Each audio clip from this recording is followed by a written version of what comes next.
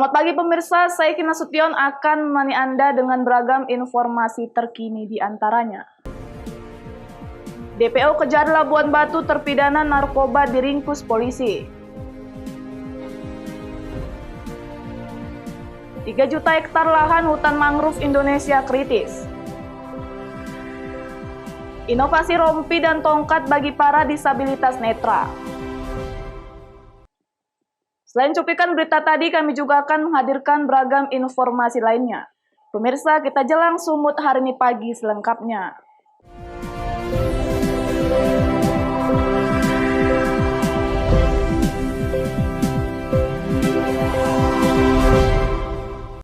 Kita ke informasi pertama, pemirsa. Terpidana narkoba yang masuk daftar pencarian orang pihak Kejari Labuan Batu sejak 4 tahun lalu. Diringkus personel Sat Narkoba Polres Labuan Batu saat tertidur pulas di persembunyiannya. Selama pelariannya, DPO kerap berpindah-pindah domisili untuk mengelabui pihak kejaksaan.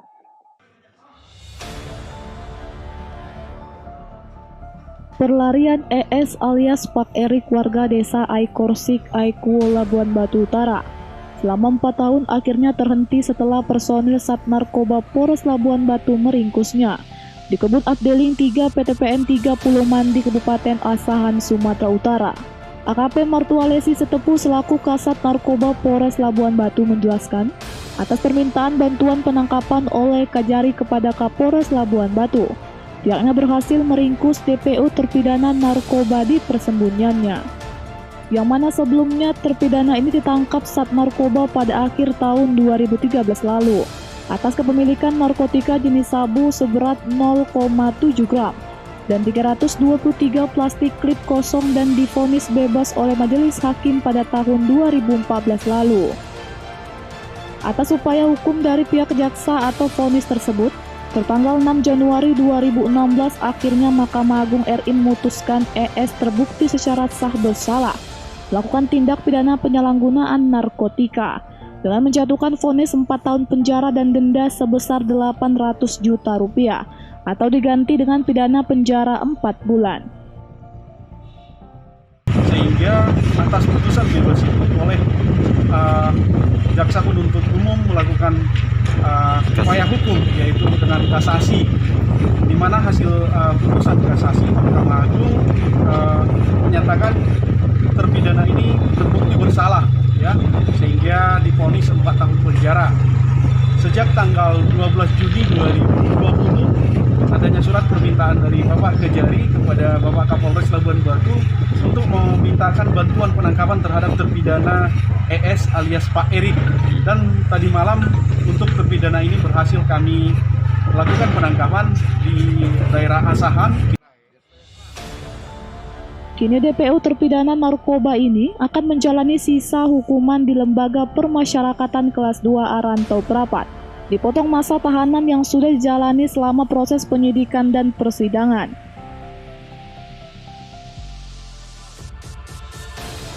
Ucok Sitorus melaporkan untuk Evarina TV. Panitia khusus COVID-19 DPRD Sumatera Utara merekomendasikan penggunaan anggaran refocusing tahap 2. Percepatan penanggulangan COVID-19 diarahkan untuk bidang kesehatan. Pemerintah provinsi dan Satgas COVID-19 dinyatakan belum optimal memenuhi fasilitas kesehatan dan juga adanya dugaan monopoli dalam pengangkutan bantuan sosial.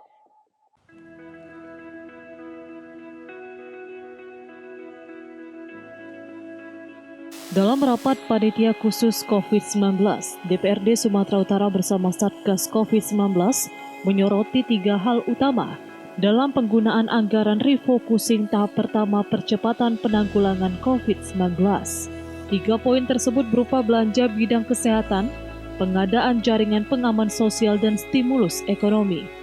Dalam pelayanan kesehatan untuk pencegahan penularan dan pengobatan COVID-19, Pansus menemukan berbagai permasalahan berupa tunjangan tenaga medis yang belum dibayarkan, status rumah sakit swasta rujukan yang belum jelas, serta jumlah dan kapasitas laboratorium PCR yang sangat terbatas. Atas berbagai temuan tersebut, Pansus meminta agar pemerintah Provinsi Sumatera Utara yang telah menyalurkan dana refocusing tahap kedua lebih mengutamakan untuk belanja bidang kesehatan. Wakil Ketua Panitia Khusus COVID-19 DPRD Sumatera Utara, Ahmad Hadian merekomendasikan kepada Gubernur Sumatera Utara untuk segera melakukan penambahan fasilitas laboratorium PCR untuk meningkatkan deteksi dini penyebaran COVID-19. Terkait pengadaan jaringan pengaman sosial, Pansus merekomendasikan agar penyaluran berupa uang tunai. Selama ini pengadaan jaringan pengaman sosial yang disalurkan dalam bentuk paketan pangan banyak mengalami penyimpangan. Dalam penyalurannya hingga saat ini masih ada daerah yang belum menyalurkan bantuan jaringan pengaman sosial tahap pertama yang diperkirakan nantinya akan menjadi penyelewengan menjelang masa pilkada serentak. Pertama belanja kesehatan, kemudian JPS, itu ada hal yang belum maksimal, belum optimal dan belum tepat sasaran yang dilakukan oleh GTPP Sumatera Utara. Yang pertama, belanja kesehatan untuk refocusing tahap pertama itu kami nilai, Pansus nilai sangat relatif kecil gitu. Yang justru di tahap awal ini lebih banyak JPS-nya, padahal Sumut tidak melakukan PSBB pada saat itu. Menurut pandangan kami, seharusnya di tahap awal itu GTPP fokus kepada revitalisasi fasilitas kesehatan gitu, supaya masyarakat yang terjangkit segera sembuh dan yang sehat tidak terjangkit. Seperti itu dia. Penanganan dampak ekonomi berupa penyaluran stimulus, Pansus meminta agar pemerintah Provinsi Sumatera Utara melakukan pendataan pelaku usaha dan tenaga kerja yang terdampak dan lebih mengutamakan penyaluran stimulus ekonomi ini dibanding penyaluran JPS. Setelah menerima temuan dan rekomendasi Pansus COVID-19 DPRD Sumatera Utara, Kepala Pusat Pengendalian Operasi Satuan Tugas Percepatan Penanganan COVID-19 Sumatera Utara, Rialdi Ahyar Lubis, berjanji akan mempelajari dan menindaklanjutinya, termasuk meneruskannya kepada Gubernur Sumatera Utara terkait rancangan Pansus akan meneruskan temuannya ke penegak hukum. Ini akan kami pelajari dan akan ditindaklanjuti semua dalam rangka perbaikan penyempurnaan di masa tanggap darurat ini.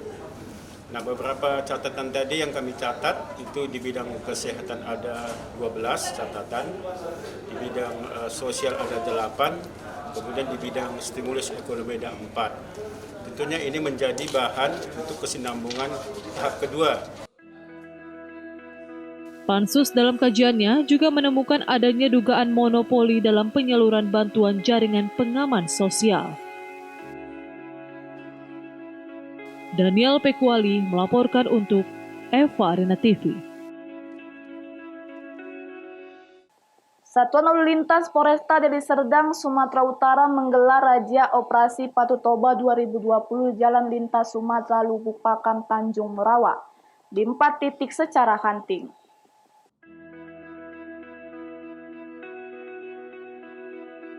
Di hari ke-12 pelaksanaan razia Operasi Patu Toba 2020, Satuan Lalu Lintas Polresta Deli Serdang menggelar razia secara hunting di 4 titik di Jalan Lintas Sumatera Lubuk Pakam Tanjung Merawa. Dalam razia tersebut, petugas telah menilang 136 serta 1.100 teguran kepada pengendara yang melakukan pelanggaran.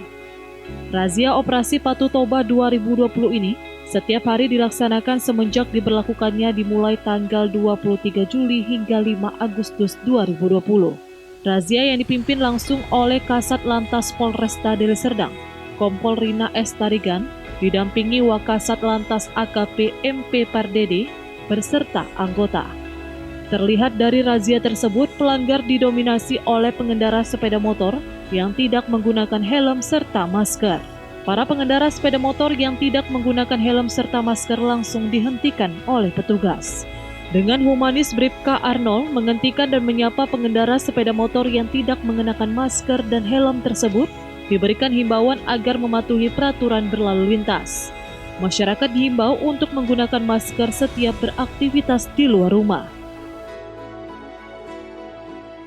12 ya, hari ke-12 Operasi Patu Toba 2020. Untuk pelanggaran sendiri udah berapa banyak, Bu? Kita sampai saat ini ada jumlah tilang itu 136, kemudian tegurannya 1.100 teguran sampai saat ini. Untuk ini hari ada berapa titik, Bu, yang dilakukan? Kalau titik, karena kita sifatnya itu hunting, tidak stasioner lagi, maka kita sekarang ada 4 lokasi yang kita untuk target operasi kita tempatnya. Selain itu, masyarakat diimbau untuk melengkapi surat kendaraan bermotor dan mematuhi peraturan lalu lintas yang berlaku. Bagi masyarakat yang beraktivitas di luar rumah, agar memperhatikan kondisi kendaraan dan muatan kendaraan yang digunakan.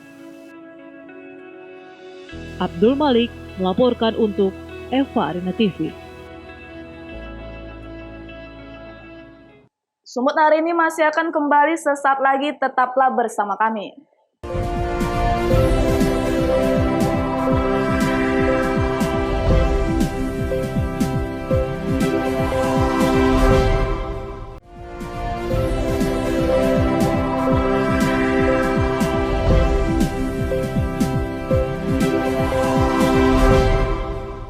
Terima kasih masih bersama kami. Pemirsa, Kementerian Lingkungan Hidup dan Kehutanan mencatat sedikitnya 19% lahan hutan mangrove di Indonesia dalam kondisi kritis.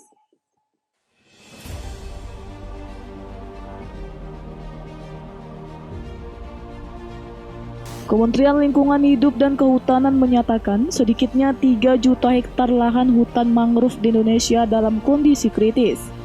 Jumlah tersebut merupakan 19% dari jumlah total luas lahan hutan mangrove di Indonesia.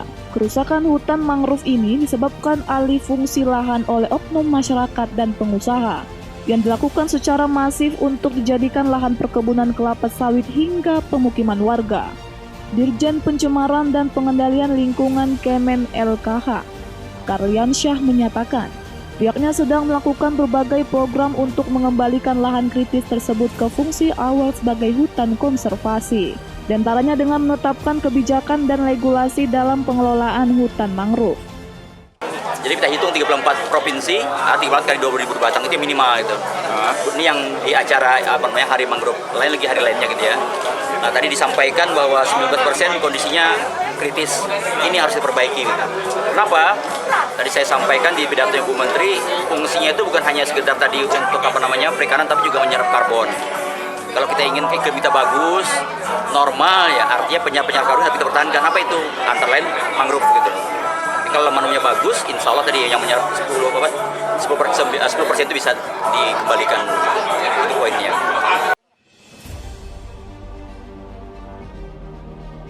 Sementara itu, menyambut Hari Mangrove Sedunia yang akan jatuh pada 5 Agustus esok, ratusan warga di Sumatera Utara menanam mangrove massal di Desa Pasarawa, Kecamatan Gebang, Kabupaten Langkat, Sumatera Utara. Penanaman massal ini dipimpin langsung oleh Gubernur Sumatera Utara Edi Rahmayadi. Usai menanam massal, Gubernur Sumatera Utara menyatakan prihatin dengan kondisi mangrove di Sumatera Utara yang rusak akibat alih fungsi lahan. Menurutnya, hutan mangrove dapat menyerap karbon dioksida 5 kali lipat dibanding hutan daratan. Ia meminta pemerintah kabupaten kota di Sumatera Utara, TNI dan Polri untuk sama-sama menjaga kelestarian hutan mangrove. Wahyu Pratama melaporkan untuk Eva Arena TV.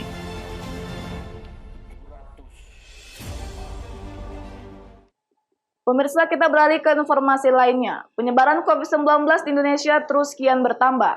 Di Kota Binjai, Sumatera Utara pun ditetapkan sebagai zona merah.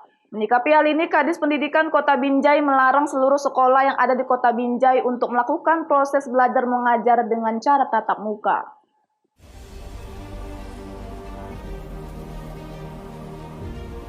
Hingga saat ini Kota Binjai masih masuk dalam kategori zona merah penyebaran COVID-19. Hal ini mengakibatkan proses belajar mengajar dengan cara tatap muka belum bisa dilakukan. Dalam konferensi pers, Kadis Pendidikan Kota Binjai Sri Ulina Ginting mengatakan sampai saat ini Kota Binjai masuk kategori zona merah. Keputusan ini sesuai dengan keputusan Menteri Pendidikan Agama, PMK dan Menteri Kesehatan tertanggal 15 Juli 2020. Gubernur Sumatera Utara juga mengeluarkan surat edaran nomor 205 GT COVID-19 yaitu tanggal 6 Juli 2020 mengadopsi keputusan 4 materi bahwa penyelenggaraan pembelajaran tahun 2020-2021 di masa pandemi COVID-19 di Sumatera Utara hanya boleh dilaksanakan jika masuk ke zona hijau. Ia juga mengatakan kalaupun Binjai sudah zona hijau, siswa yang boleh mengikuti proses belajar hanya siswa SMA dan SMK. Baru 2 bulan ke depan boleh diikuti siswa SMP, 2 bulan selanjutnya diikuti siswa PAUD. Bagi sekolah yang tetap melaksanakan proses belajar tatap muka, pemerintah sudah bekerja sama dengan Satpol PP untuk merazia seluruh sekolah yang ada di Kota Binjai. Pemerintah Kota Binjai juga sudah membuat terobosan dengan meluncurkan aplikasi sistem informasi guru mengajar untuk memudahkan siswa dan guru melakukan proses belajar melalui daring. Jika siswa terkendala dengan tidak memiliki paket data, Kadis Pendidikan mengatakan dapat mengatasinya dengan menggunakan dana BOS untuk membelikan paket data. Bagi orang tua yang tidak memiliki Android, guru akan mengunjungi siswa untuk melakukan proses belajar mengajar atau sebaliknya, siswa yang mendatangi sekolah dengan membatasi jumlah namun tetap menerapkan protokol kesehatan. Dengan surat edaran nomor 205 GT COVID-19 7 yaitu tertanggal 6 Juli 2020 mengadopsi dari keputusan 4 Menteri bahwa memang penyelenggaraan pembelajaran tahun ajaran 2020-2021 tahun akademik 2020 di masa pandemi coronavirus COVID-19 di Provinsi Sumatera Utara tetap di sini mengatakan bahwa yang boleh menyelenggarakan pendidikan atau bersekolah itu hanya yang di zona hijau. Kasus terkonfirmasi COVID-19 di Kota Binjai saat ini yaitu mencapai 69 orang yang terdiri dari 28 orang dirawat, 38 orang sembuh, dan 8 orang meninggal dunia. Wahyu Pratama melaporkan untuk Eva Arina TV. Sylvia Kartika Putri, pelajar asal Pematang Siantar yang kembali terpilih sebagai paskibraka, berangkat ke Jakarta menuju Istana Negara didampingi Dinas Pendidikan Pemuda dan Olahraga Sumatera Utara. Sylvia Kartika Putri merupakan salah satu dari 8 paskibraka seluruh Indonesia yang dipercayakan untuk melakukan tugas pengibaran bendera pada 17 Agustus mendatang di Istana Negara.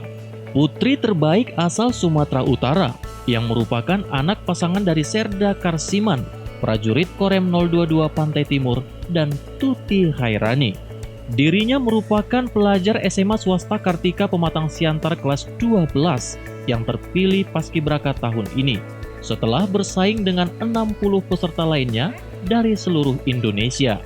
Menurut Sylvia, walau dirinya merasa khawatir di masa pandemi COVID-19, namun ia tetap optimis dirinya bakal mampu melakukan tugas menjadi paskibraka pada saat upacara 17 Agustus 2020, hari ulang tahun kemerdekaan Republik Indonesia yang ke-75. Dalam memperingati hari kemerdekaan Indonesia yang ke-75 dari paskibraka. Dari berapa orang, Dek? Dari 68 dipanggil kembali 8 orang. Nah, jadi untuk tahun ini 8 ya, Dek ya? Iya. Yang dari Sumatera Utara berapa, Dek? Siap 1. 1 ya. Ada nggak rasa kecemasan, Dek, berangkat ke sana? Ada. Kecemasannya kan karena dampak COVID ini jadi takut, tapi ya tetap berdoa aja. Harapannya bisa membanggakan Sumatera Utara dan untuk penaikan dan penurunannya bisa berjalan lancar. Abdul Malik melaporkan untuk Eva Arina TV. Sumut hari ini masih akan kembali sesaat lagi, tetaplah bersama kami.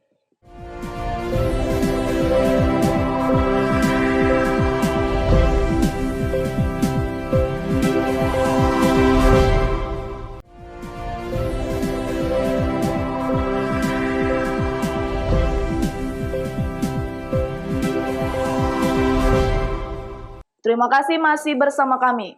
Pemirsa, seorang dukun di Tapanuli Selatan akhirnya ditangkap petugas kepolisian setelah dilaporkan pasiennya. Pasien keberatan setelah tersangka yang mengaku dukun ini melakukan pelecehan terhadap korban saat proses pengobatan.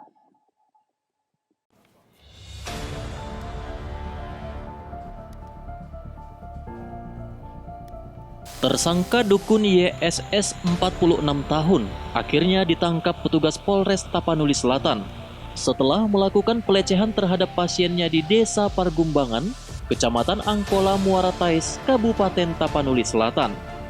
Dalam aksinya, warga Sidalu-Dalu Kabupaten Padang Lawas Utara ini mendatangi korban, Tersangka mengaku kepada korban bisa mengobati segala macam penyakit. Korban yang terperdaya akhirnya mau menerima tawaran tersangka YSS untuk diobati. Dalam proses pengobatan, tersangka mengajak korban masuk ke dalam kamar. Di dalam kamar, tersangka mentotok beberapa bagian tubuh korban hingga korban tak berdaya namun dalam keadaan sadar. Saat korban sudah tidak berdaya, tersangka kemudian melakukan pelecehan terhadap korban. Dalam catatan kepolisian Unit Perlindungan Perempuan dan Anak Polres Tapanuli Selatan, setidaknya ada 2 korban yang melaporkan tersangka dukun YSS dengan tindak pidana pencabulan.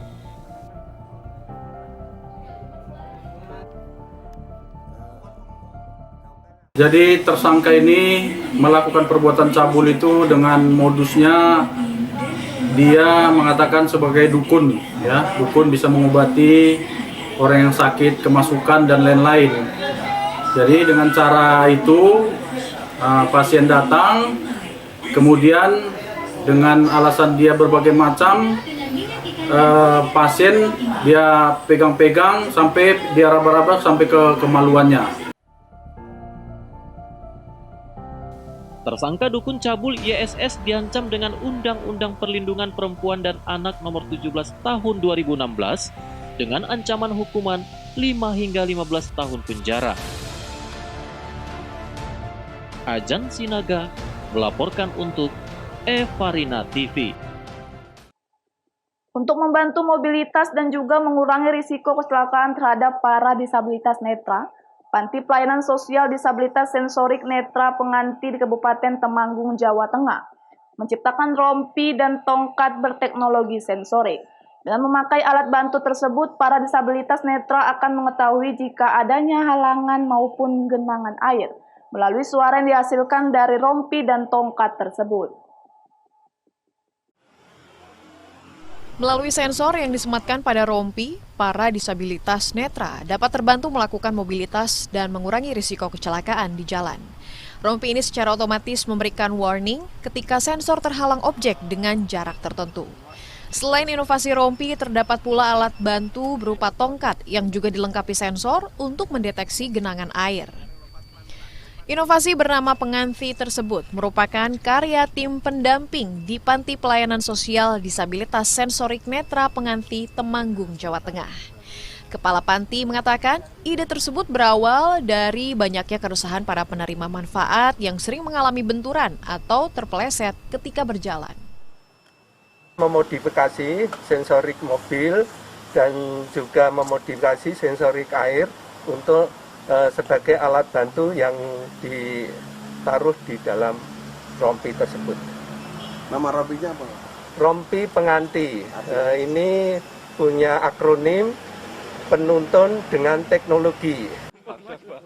Manfaat dirasakan oleh disabilitas netra pengguna alat tersebut. Dirinya kini dapat berjalan dengan aman, meski berjalan di jalan berlubang maupun terdapat genangan air. Harapannya untuk kedepannya kita bisa menggunakan rompi ini dengan baik, kemudian bisa berkembang dengan baik dan membantu teman-teman disabilitas netra yang lain untuk menggunakan rompi ini. Biaya pembuatan satu set alat bantu rompi dan tongkat penganti tersebut sebesar Rp400.000.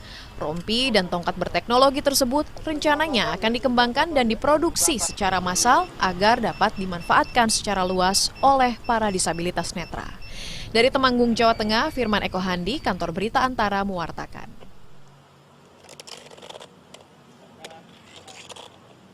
Pemirsa, demikianlah rangkaian informasi dalam Sumut hari ini pagi ini.